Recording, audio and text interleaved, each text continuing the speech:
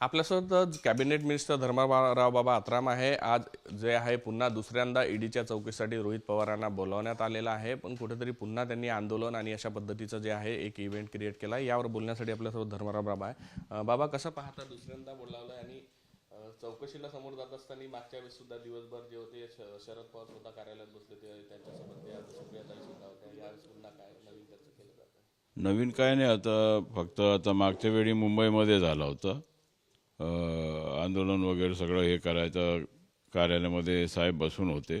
आता आता इतकंच आहे की आता तालुका लेवल जिल्हा लेवलवर आपला कार्यक्रम करायचा असा प्रकारचा उद्योग काय आपला ह्या लोकांनी केलेला आहे. महत्त्वाचं म्हणजे दुसऱ्यांदा जे नोटीस आलेलं आहे त्यांच्या आता ईडीला काय माहिती अधिकचं माहिती पाहिजे असेल म्हणून त्यांनी बोलवलेलं आहे आणि त्या दृष्टिकोनातून त्यांच्या कारवाई ते करत आहेत. परंतु हा ईडीकडे जे ऑटोनॉमस बॉडी आहे आणि त्याच्या दृष्टिकोनातून ते कारवाई आपला करत असतात आणि ह्याच्यामध्ये आंदोलन करण्यामध्ये काय अर्थ नाही. आपल्याला फक्त उत्तर द्यायचं आहे. त्याच्यामध्ये जे काही कागद त्यांना पाहिजे ते कागद आपण दिलं तर सगळं विषय संपून जाते. कुठेतरी आंदोलन करून ईडीवर दबाव आणण्याचा प्रयत्न केला जातोय का काहीतरी कारवाई कमी व्हावी असं?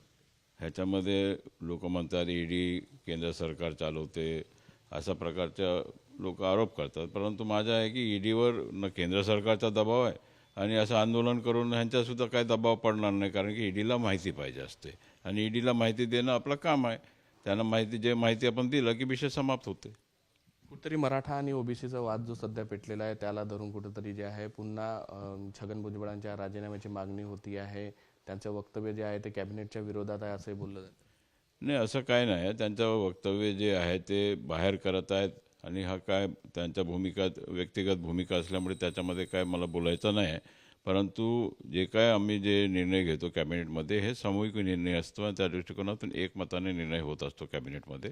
आणि अशा प्रकारचा जे काही निर्णय कॅबिनेटच्या विरोधामध्ये जाऊन असं काय ते बोलत आहेत ते त्यांच्या व्यक्तिगत मत असेल. परंतु भुजबळ साहेबांचं मत एकच आहे की ओबीसीना जे आरक्षण आहे त्याच्यापैकी आपण कोणाला आरक्षण देऊ नये. जे लोकांना आरक्षण पाहिजे, वेगवेगळं जातीचे लोक समाजाचे लोक आरक्षण मागत आहेत, त्या लोकांना वेगळ्या पद्धतीने आपल्याला आरक्षण देता येतो. त्या दृष्टिकोनातून ते आरक्षण त्यांना देण्याचं काम केलं पाहिजे. कोणाचा तरी ओबीसी असेल, ST असेल, SC असेल त्यांच्यामधून आपण आरक्षण काढून त्यांना दुसऱ्याला द्यायचं हे कुठेतरी वस्तूला धरून होणार नाही. त्या दृष्टिकोनातून त्यांचं इतकंच मत आहे की आपण त्यांना दिला पाहिजे. सगळ्यांना ज्या ज्या मागतात त्यांना आरक्षण देण्याच्या दृष्टिकोनातून राज्य सरकारने विचार केला पाहिजे आणि त्या दृष्टिकोनातून आम्ही त्यांच्यासोबत आहोत. त्यांना राजीनामा मागणाऱ्यांना तुम्ही काय उत्तर द्याल? छगन भुजबळांचा राजीनामा आव्हाडांनी म्हटलं मागावं.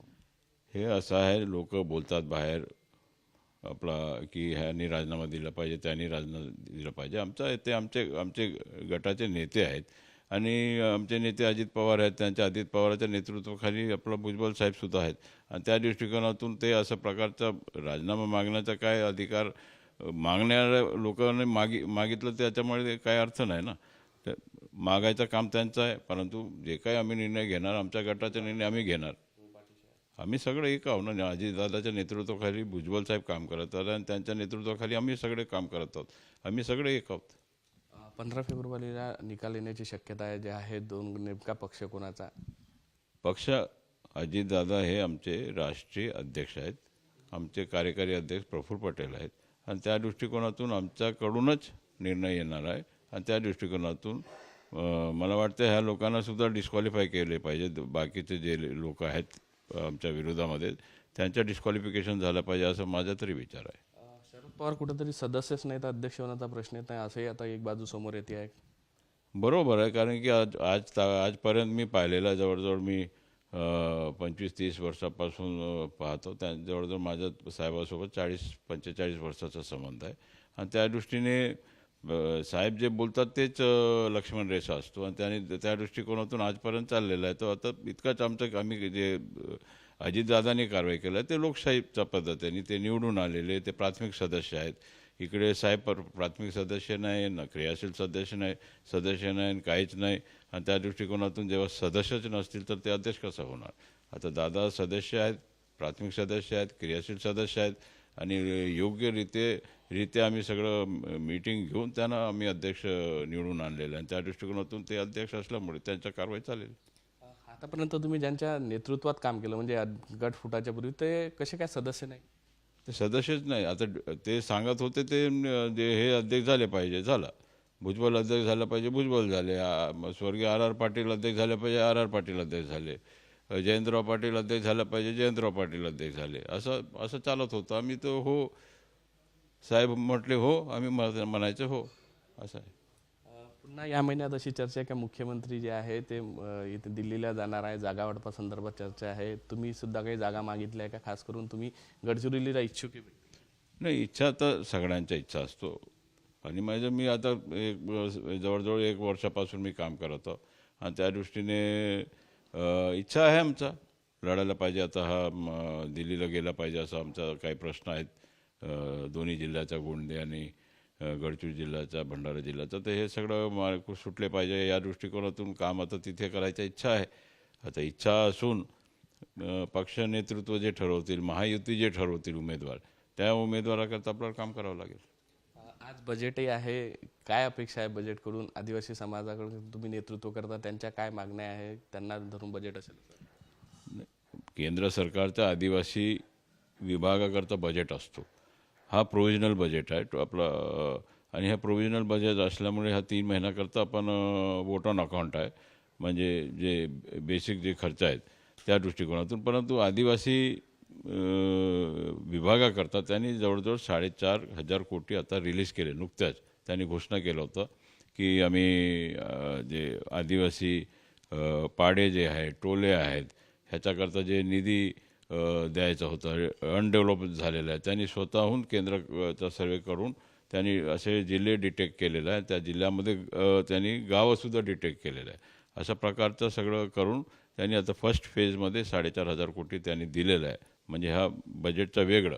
आता येणारं जे बजेट आहे ह्याच्यामध्ये वोट ऑन अकाउंट, त्याच्यामध्ये मला वाटते की महिलांना मजबूतीकरण करायचं, सशक्तीकरण करायचं, त्यांना अधिक निधी देऊन त्यांना स्वतःच्या पायावर उभा झालं पाहिजे, अशा प्रकारचं क्रांतिकारक बजेट असणार आहे असं मला तरी वाटते. कौशल्य विकासाच्या माध्यमातून नवयुवकांना कुठेतरी आपल्याला चांगलं मजबूतीकरण करायचं अशा प्रकारच्या बजेटमध्ये काही आपल्याला तरतूद होईल. आणि शेतकऱ्यांकरता फार मोठं तरतूद होण्याची शक्यता आहे. आणि बाकी इंडस्ट्रियलायझेशन त्याच्यामध्ये सुद्धा थोडाफार आपला निधी अधिकता देण्याची शक्यता आहे. कारण की आता आपण पाहतो की हा हळूहळू आपला देश पुढे जात आहे. आणि आपण मोदींचा विजन हा बजेट असेल की हा 24चं जे बजेट आहे, येणारा जे निवडणूक आहेत, हा त्या पुढचं जे विजन आहे त्या विजनप्रमाणे बजेट होईल. शेवटचा प्रश्न, 15 फेब्रुवारीचा निकाल लागेल, पक्ष कोणाचा असेल? पक्ष आमचे आदिदादा हे नेते आहेत, त्यांच्या विरोधामध्ये जाऊ शकत नाही. कारण की ते ऑथराइज्ड प्राथमिक सदस्य असलेल्या नेतृत्वाखाली आपण काम करत आहोत आणि ते त्यांच्याच बाजूने लागणार आहे, आमच्या बाजूने लागेल. नक्कीच हे होते धर्माराव बाबा आत्राम, कॅबिनेट मिनिस्टर. अजितदादा गटाचे जे अध्यक्ष आहेत तेच म्हणजे तोच खरा पक्ष आहे, अशाच पद्धतीचा निकाल येणे अपेक्षित आहे असंही त्यांनी बोलून दाखवलं. व्हिडिओ जर्नलिस्ट सौरभ भोलेसह पराग डोबळे, साम टीव्ही न्यूज, नागपूर. देश विदेशातील प्रत्येक घडामोडींचे लाईव्ह अपडेट मिळवण्यासाठी आता साम टीव्हीच्या सर्व सोशल मीडिया प्लॅटफॉर्मला लाईक, फॉलो आणि सबस्क्राईब करा. तसंच सर्व नोटिफिकेशनसाठी बेल आयकॉन प्रेस करायला विसरू नका.